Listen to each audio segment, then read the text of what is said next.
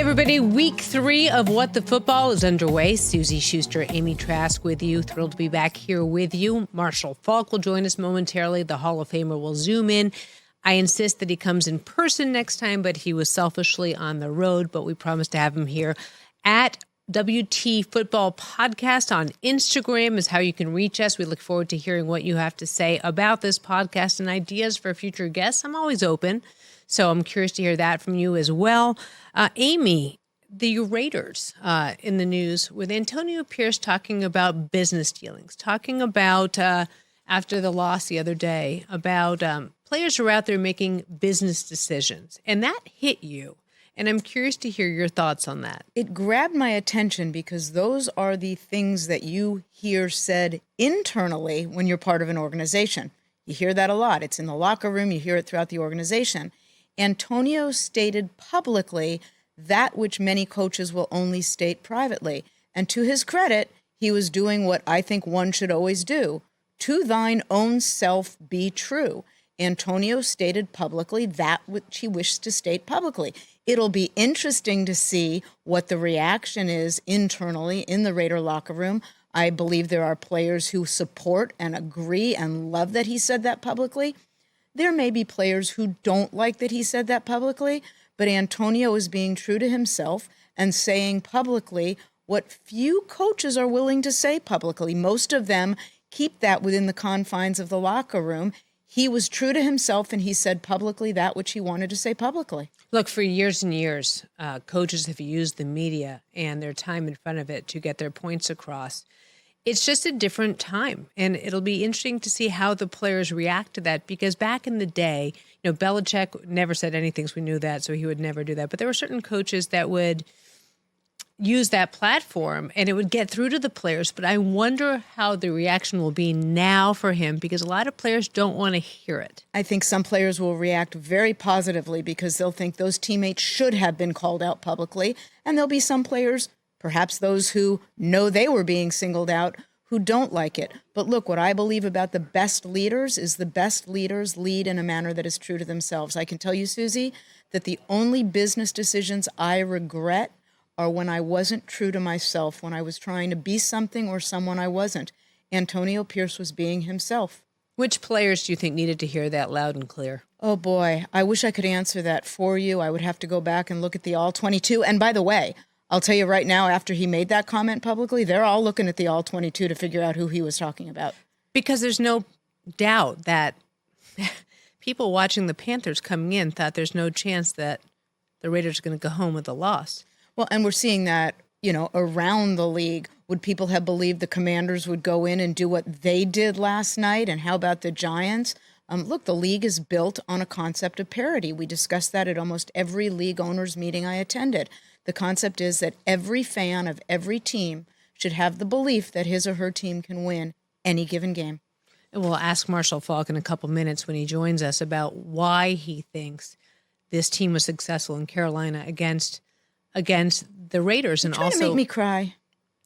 Let me ask you a question. You're killing me, Smalls. Do you still have an allegiance for the Raiders? Look, I spent almost 30 years with that organization.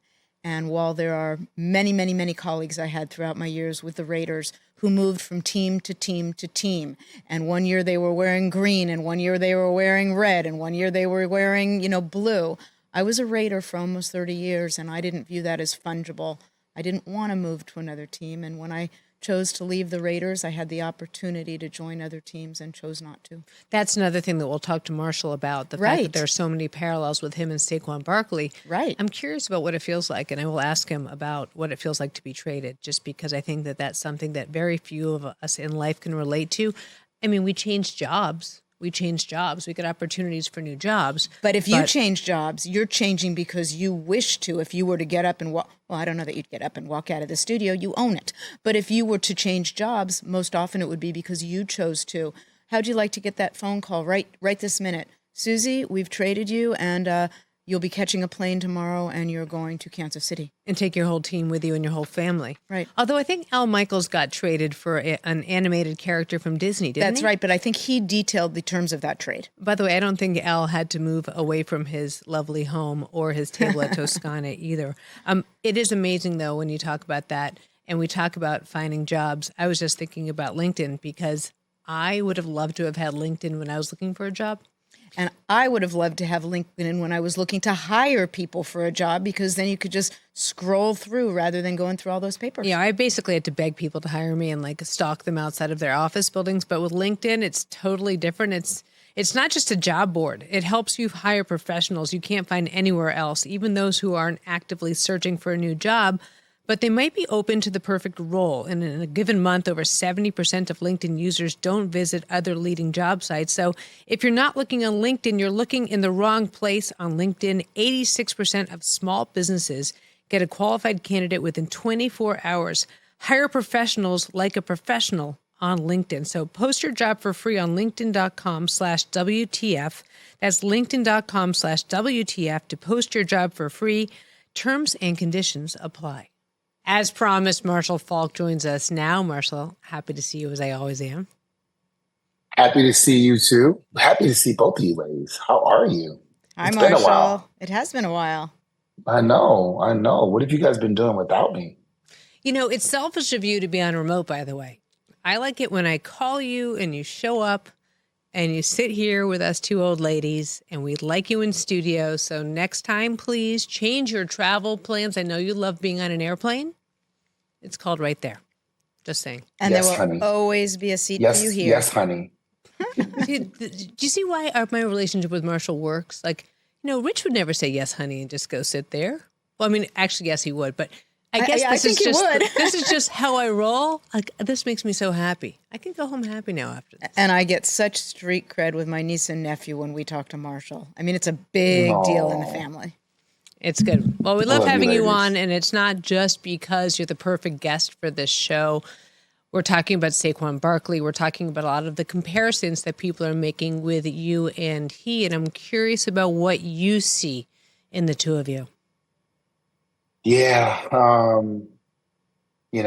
Just the dynamic of how I left the Colts and went to the Rams and what happened and joining the team with a bunch of playmakers.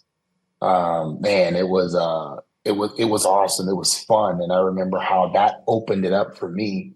And now I'm watching Saquon and I'm like, I see a lot of the similarities. The game seems so easy for him.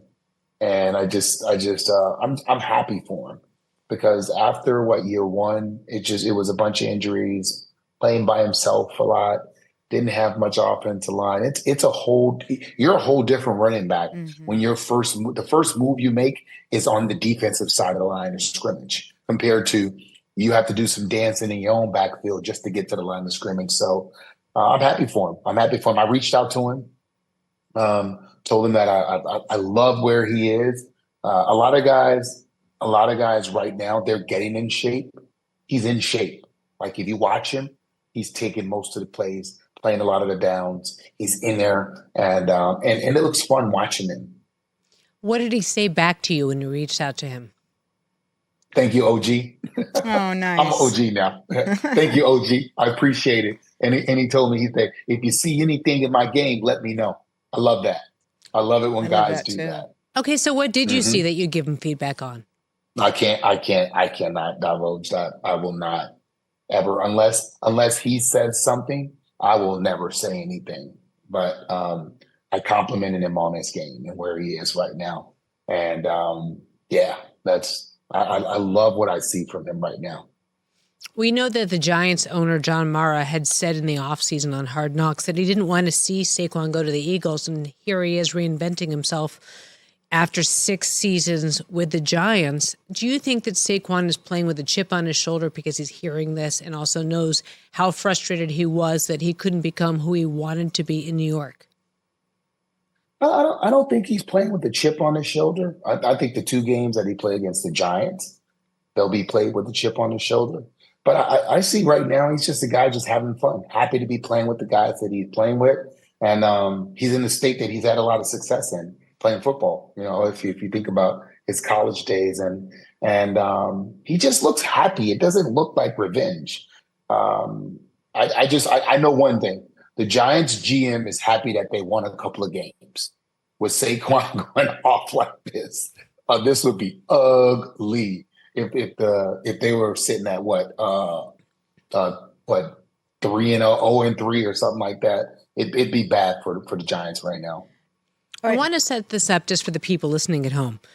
You both were drafted second overall, Saquon in 2018, Marshall by the Colts in 94.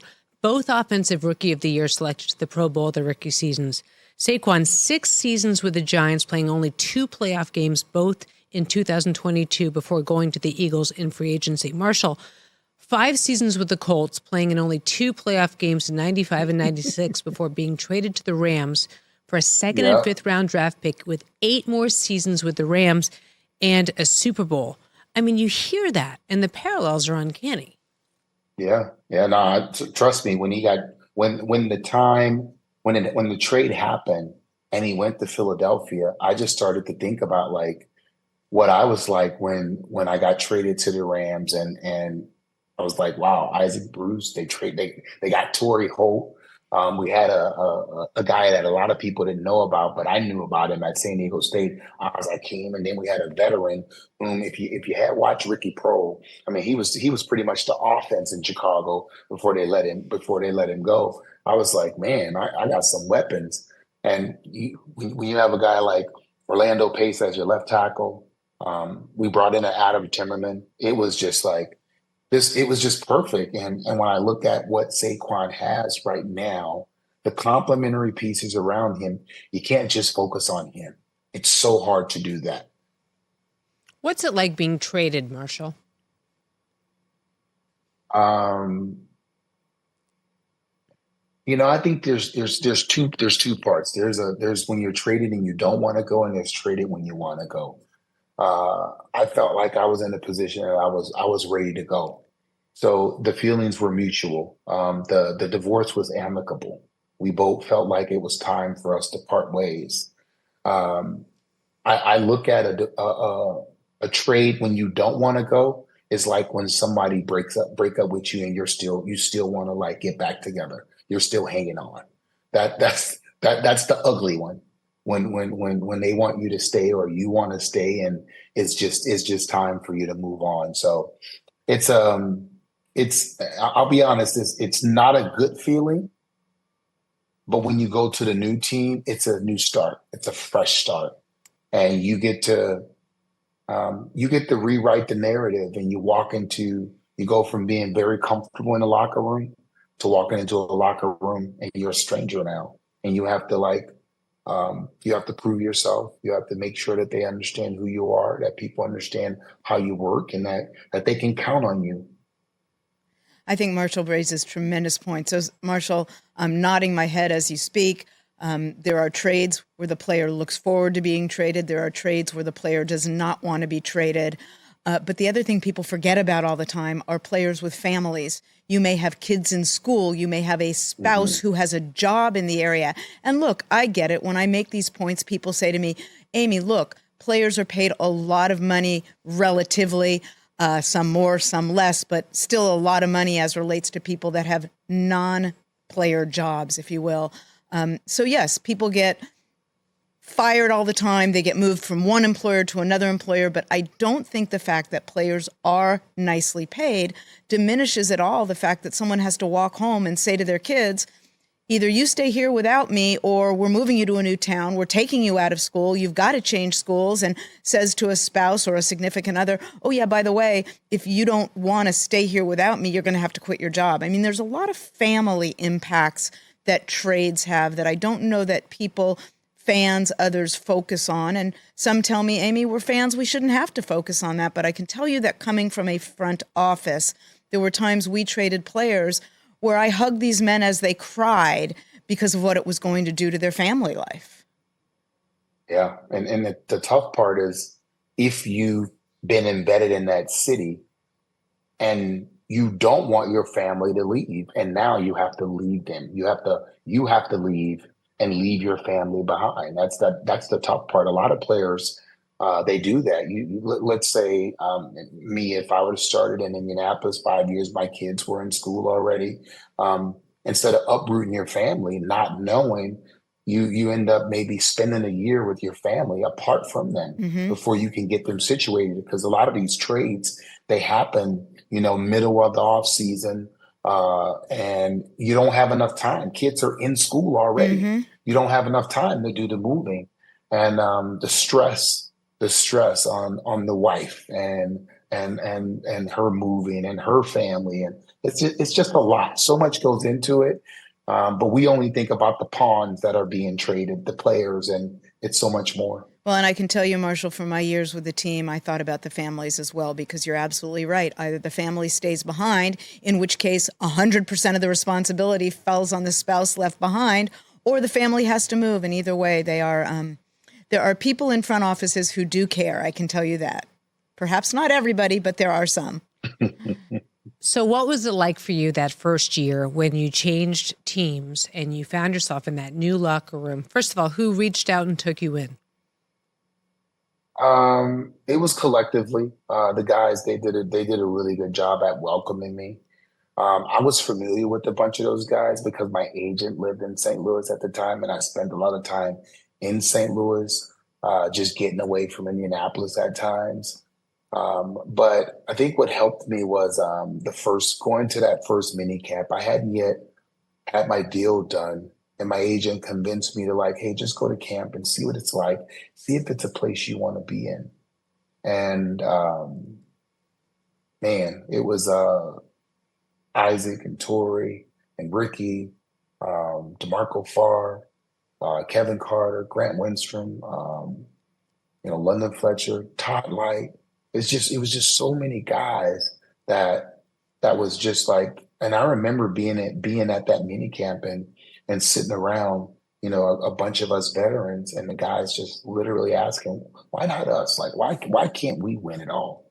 And that question was answered. It was like, sometimes you got to pose the question and have people rise up to the occasion. And I remember that like it was yesterday. When you won the Super Bowl that year with them and you were the offensive player of the year, what was that like? Just take us back and walk us through an experience that we can never really relate to. Well, most people don't know, I've won in a lot of sports. Every sport that I played, I had won a championship, and I had been successful. And football was the only sport that I had, the sport that I loved the most. I had never won a championship. And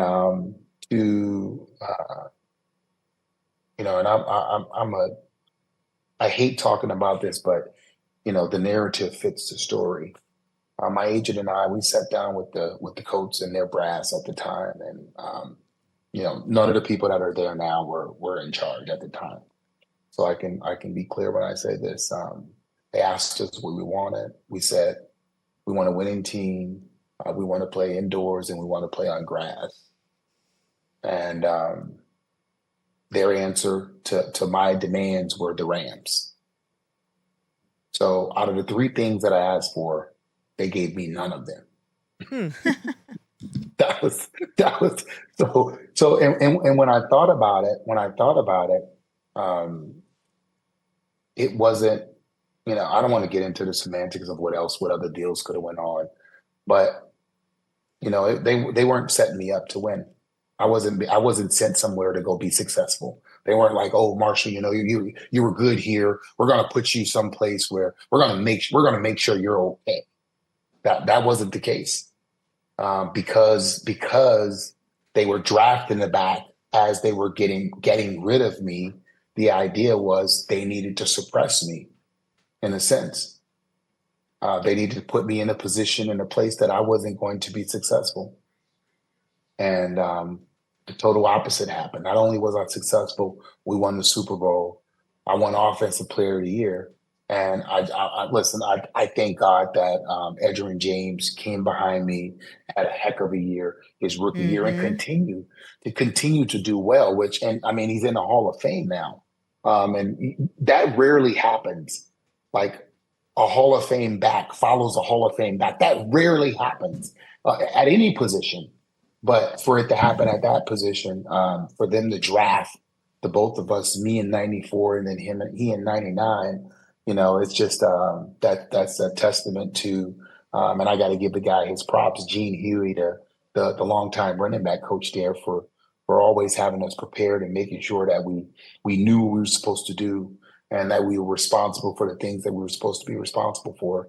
But like I said, I wasn't put in a situation to succeed. That they didn't send me there. Oh, you know what? We're going to help you out. We're going to send you to the Rams. They're a great team. I mean, there were only two teams that had lost more games in the '90s than the Colts, and that was the Bengals and the Rams. Which player do you see out there right now that you think is not being put in the position to succeed the most? I mean, oh man, and I did think because this is the talk right now. And I don't know what the dynamic is and what is going on, but you're not going to tell me that Bryce Young is as bad of a quarterback as you're just not going to tell me that. Like I am sorry. You're not going to tell me that the kid that I'm watching play, I watched Bryce Young play in high school. You're not going to tell me. You are not going to tell me that this kid that we're watching play right now you can't tell me that. And I believe, this is, I remember this is, and I'm going to tell you this, you have to know how to coach quarterbacks that need windows to throw. I remember Drew Brees, how he struggled in San Diego before he got to Sean Payton. Now, Sean Payton was a shorter quarterback himself, and he understood how to find throwing lanes for Drew to throw in because he wasn't tall enough. And it worked out for him. The difference in Drew when he was with the Saints in New Orleans with Sean Payton compared to when he was in San Diego with the Chargers, totally different guy. And I think Bryce needs someone who understands the dynamic of having a shorter quarterback throw, where the throws are, how to create the windows, how to move him, and how to help this kid. Because right now, you can say what you want, and this is no shot at Andy Dalton, all right? If you're telling me that Andy Dalton is your starting quarterback right now, and you're not giving this kid a chance to get better just because you want to win a few games, okay, cool. We're not in the business of growing and developing players. We need them to come in from college ready. So what we need to stop doing is we need to just eliminate the rookie salary cap, allow them to be paid like the starters. Get the contract that Dak got the way they used to be able to do, the way Bradford and Stafford got it, and pay them accordingly if that's what we're going to ask them to do now. I'm glad you turned to quarterbacks. I have a question for you in that regard. We saw this training camp period as well as this preseason that some teams with quarterbacks who'd been very injured didn't play them at all in the preseason, like the Jets, like the Falcons. And in the case of the Bengals, they played Joe Burrow one series in the first game and then no more. We also saw teams with rookie quarterbacks not playing their quarterbacks a lot in the preseason. I'd love to know your thoughts. Look, I remember a conversation I had with Al Davis during training camp, and we had it again in the preseason, where he would want players taken off the practice field in training camp, out of a game in the preseason. And I would say to him, Al, you can't put them in bubble wrap. And then we had a very, very bad injury. And I said, about that bubble wrap theory, there may be something to that.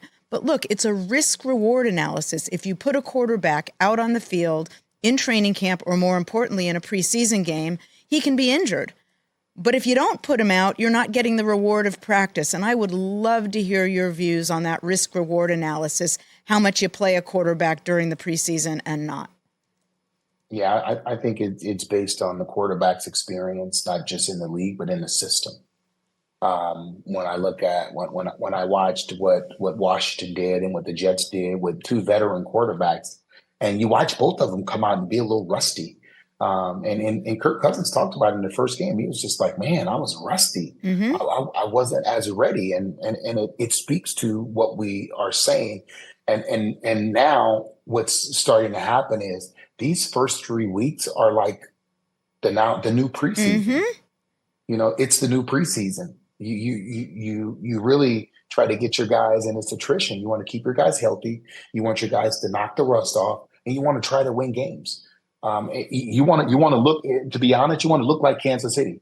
These are games that they would normally run away with. Tight games. They find ways to win, and you keep everybody hurt. You knock the rust off. Patrick Mahomes said it, but he's just like, I'm not where I want to be. Like, I'm missing throws. And we saw him throw the ball behind guys, throw the ball too high. And that's just not like Patrick Mahomes. And if the starters, if the veterans are doing like that, then a young guy is going to struggle. And look, you are last night. I was going to say, you're absolutely right.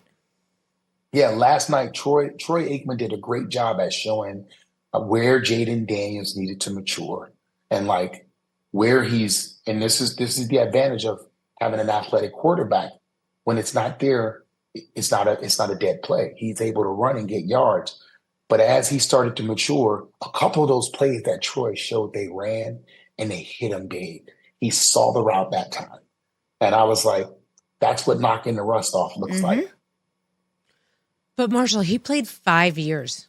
And look, I know that I am an outlier on this. And we'll talk about this, whether or not these kids need to sit and need to mature and need to, learn from these quarterbacks in front of them.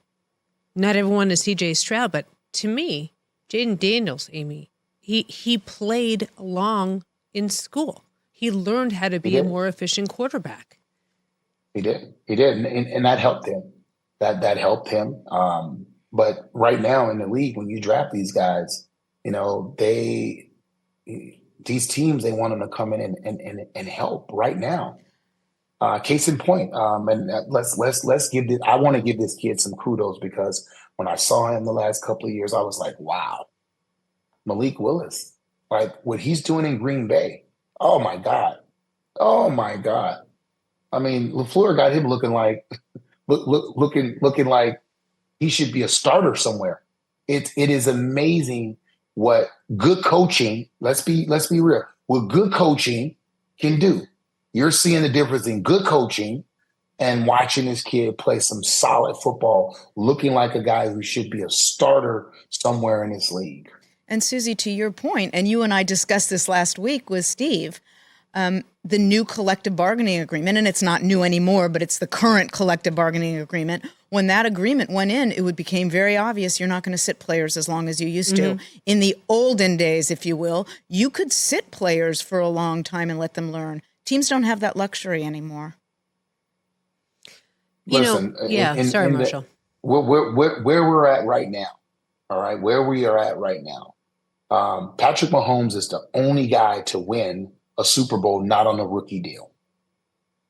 Like, these rookie, like they're trying to, these teams, it's like, we got to win with these quarterbacks on their rookie deal, because once the quarterback get the big money, did you see what Deshaun Watson offensive line looked like?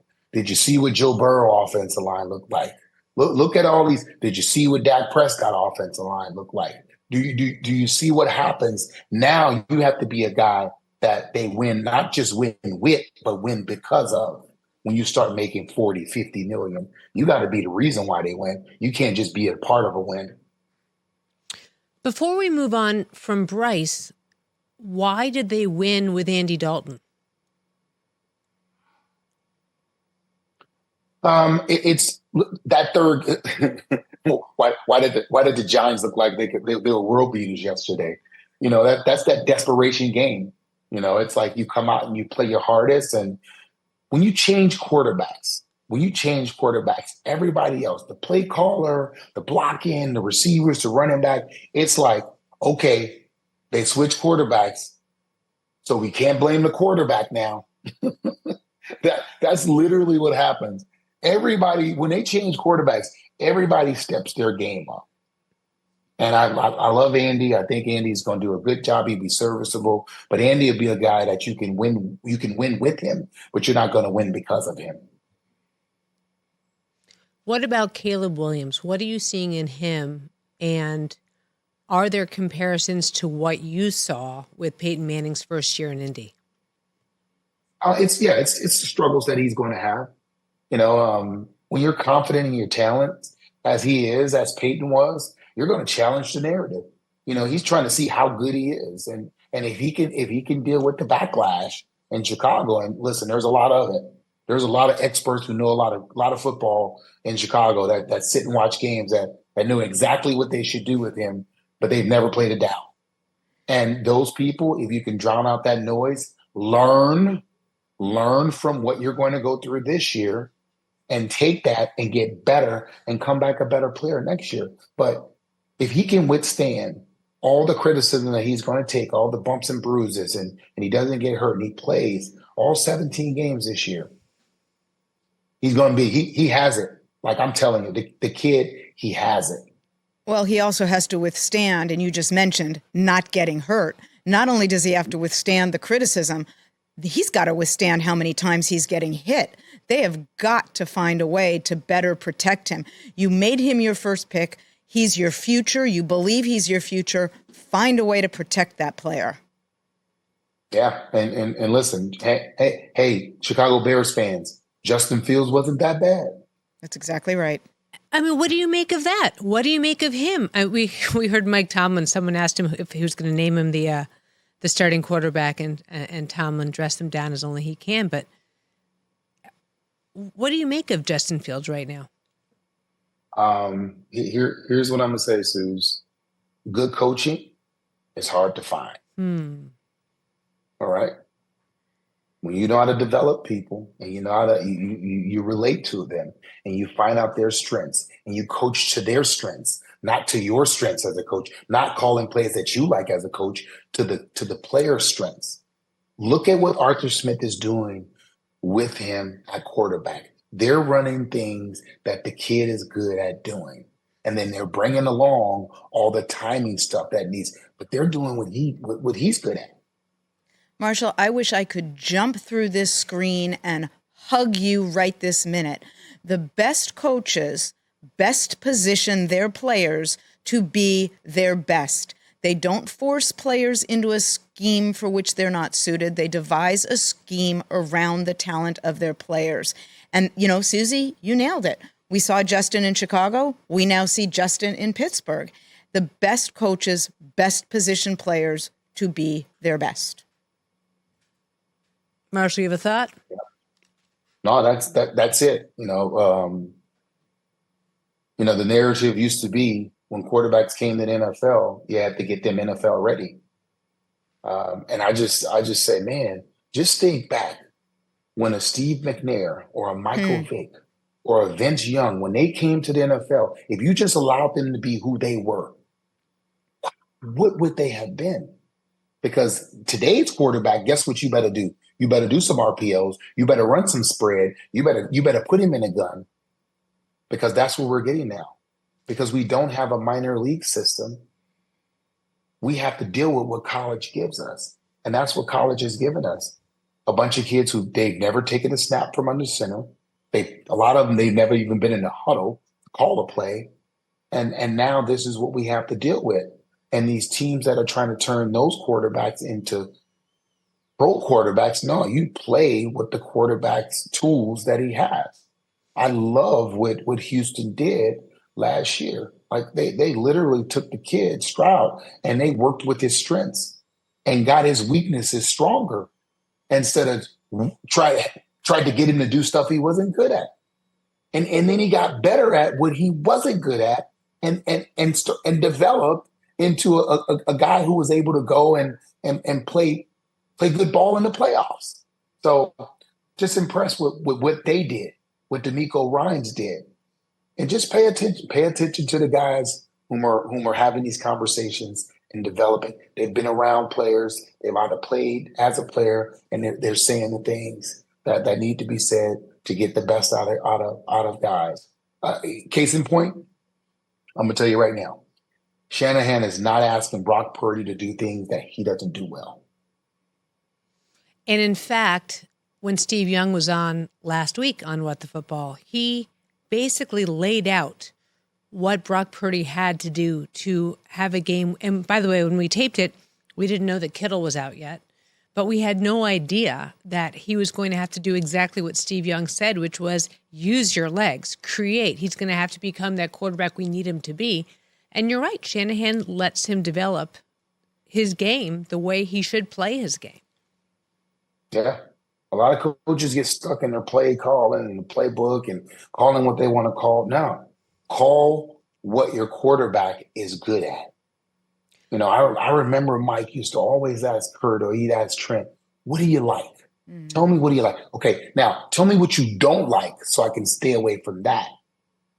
And that's how we went about in games, knowing what the quarterback liked, knowing what he didn't like, and making sure Mike was putting him in a position to be successful. When Al Davis named Hugh Jackson the head coach of the Raiders, that's the first thing Hugh did. He sat down with Darren. He sat down with other people. What do you do best? How can I put you in a position to be your best? And it was really something to see the difference he made. Yeah, that's how you help players. You first ask a player what he likes. You get him to do what he likes. And then sometimes you got to ask him to go do the dirty work. Mm-hmm. You know, anytime Mike called my plays and then he'd ask me to go cut a defensive end, I was happy to go do it. I got my plays called. Because I know that you like to get out there and do the dirty work. But here's my question for you. I watched the other night Lamar Jackson, and I said to Rich, I said, God, I wonder how many people, if he'd gone to a different team, they would have fixed, quote unquote, his mechanics. And it's funny that you mentioned Vince Young, because I remember at the Rose Bowl watching him play that game against USC, and he drove Pete Carroll insane. And he had that crazy delivery too. And I just thought when he got to the NFL, they didn't know how to coach him. And all they did was focus on his delivery. Whereas maybe if Lamar Jackson had gone somewhere else, they would have tried to tinker with that a little too much. I think that plays into what you said about having a coach that lets you play to your best abilities. I'm wondering what you think of that. Yeah. Yeah, no, it's right, Suze. That's a huge part of it. Good coaches can work with what you have. I mean, you know what I never heard anybody trying to change Phillip Rivers' throwing style. Like I never heard of it. No, nobody never tried to do it. You know, it was how he played the game, and he played the game effectively for a lot of years, playing and throwing the ball the way that he threw it. So when you get an athletic quarterback, for whatever reason, you feel like you need to fix some things. I'm so glad that Jalen Hurts, a guy that, you know, Nick Saban, as great as Nick Saban was, Nick Saban couldn't figure out what to do with him. You know, he ended up going to Oklahoma and figuring it out. And you know, you get drafted and you go to an organization that's willing to put the time into you and allow you to get better. And now premier quarterback in our league. Well, look, we all know that quarterbacks often take the brunt of the blame, and they do get quite a bit of the compliments when the team wins. But you got to control for a lot of variables when you're assessing a quarterback's performance. And we talked about Chicago a couple minutes ago. You can't assess him, in my view, until you properly protect him. And does he have a running game? And how's your defense? If your defense has given up a huge amount of points per game, then you're asking your quarterback to score and score and score and score. So what are a quarterback's two best friends? The running game, because if you have to defend the run, less pressure on the passing game, and a defense, because the fewer points your defense gives up, the less points you have to score. I mean, it all works together. Yeah, you know, and oh man, it's these quarterbacks. It's just like when you look at just the money that was given out and where teams are at right now. If I'm the Jacksonville Jaguars, I'm like, what? If I'm a fan of the Jacksonville Jaguars, I am irate. And listen, I don't want to say Armageddon, but there's no way you give Dak the money you give him and you have the record that you have right now. It's not possible. It's just not possible. I know he doesn't play defense, but here's what happens. When you give a guy that kind of money and you get in the games that he got into, when you have to outscore, if you have to outscore, your defense not playing, then you got to outscore him. You have to put points up on the board. And that's what having that kind of money means. It's playing defense by putting points on the board. That's what you're doing. So was this Dak contract a bad contract then? I can't say that because the Cowboys need him. They need him. Jerry's not selling Jerry World without Dak as his quarterback.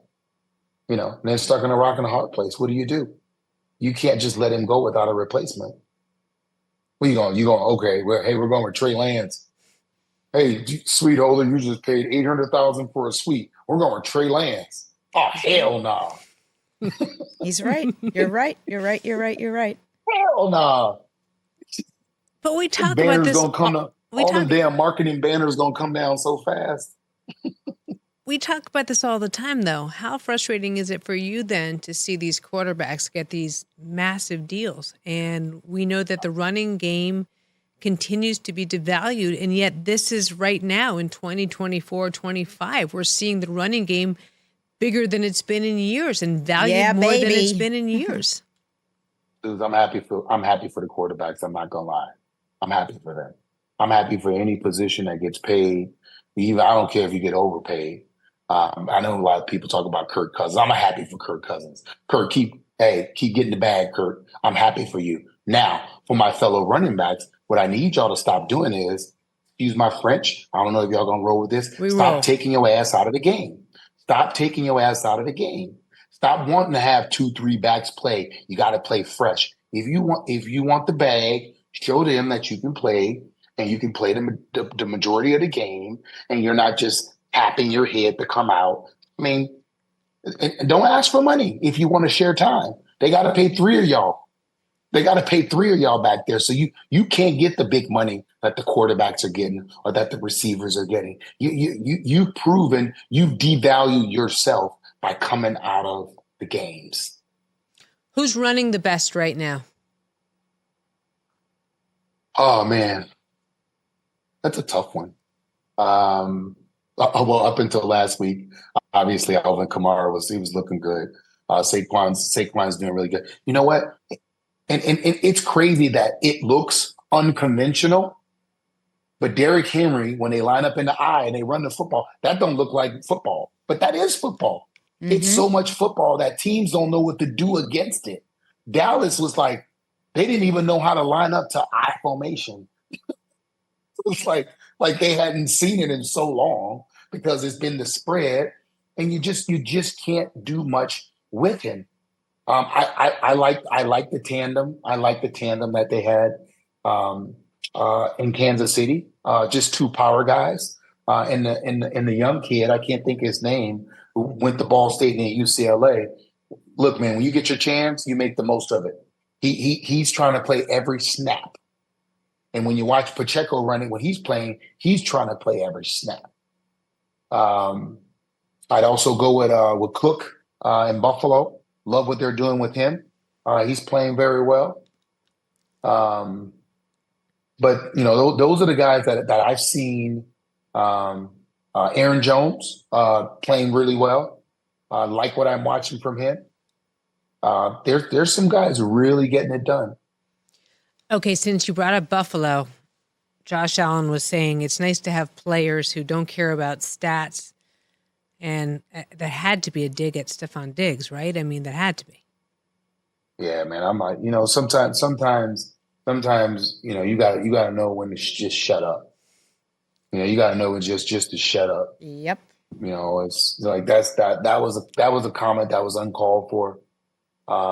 You got to take the high road. It was after a win. It was classy. You just blew the socks off of somebody, and you know that wasn't called for. You know, that was not called for. I felt like that was, you know, a little classless of him. All right, Marshall, you raised the issue of sometimes needing to know when to not say something. I have a question for you in that regard about Antonio Pierce, and after the Raider game coming out and saying, there were men out there who made business decisions, and now we're going to make some business decisions. That grabbed my attention because we know those are things that when you're within an organization, you hear those things said internally. You don't often hear them said publicly. What were your thoughts about Pierce saying that publicly? You know, AP has always been a guy that I played against him, and you know, he's true. He's not going to sugarcoat it. He is what he is, and you know, I don't think people really understand that. You know, he's not just the coach of the Raiders. Like the kid, I mean, as a kid, he's a Raider fan, and now he's coaching his childhood team. And the identity of the Raiders was they were big, they were bad, they were fast, and they were going to kick your ass. That was the Raiders. That's what they tried to do. And it was some guys making business decisions. It was some guys like, I'm gonna hold you, you hold me. Da da da da da. Nah, that's not how you win games. That's not how you win games. And when you got an old school coach, you know, a younger guy that's an old school coach that played the game, like I'm talking, you know, balls to the wall. He will knock you in the dirt like Antonio Pierce. That's the way he if you're not playing like that, you're going to see other people subbing in. Just watch. He's going to find some guys who want to play. Suzy, I agree with Marshall. Marshall, I agree with you. My motto, and it was taught to me from the time I was a little child, to thine own self be true. And that's what Antonio was. He was Antonio. And I've said this before, he has them playing like Raiders. And that's what he was saying publicly. Look, I'm going to tell you, there's coaches, when they get up to the podium, Antonio Pierce is one, Mike Tomlin is one, Dan Campbell is one. There's no sugarcoat. They're not tap dancing around anything. Like, they are going to tell you the truth, and they're going to let you know. And if they can't tell you, they're going to be like, we're going to handle that internally. You're going to hear one of those, we're going to handle that internally. but they're going to tell you the truth. Marshall, we love you. Thank you for your time as always. We do love you. Come sit here next time. Thanks. It's just a little bit more fun. You have my word. You have my word. And I know what that means. Marshall Faulk, thanks for your time, babe. Thanks, Marshall. All good, ladies. Have a good one.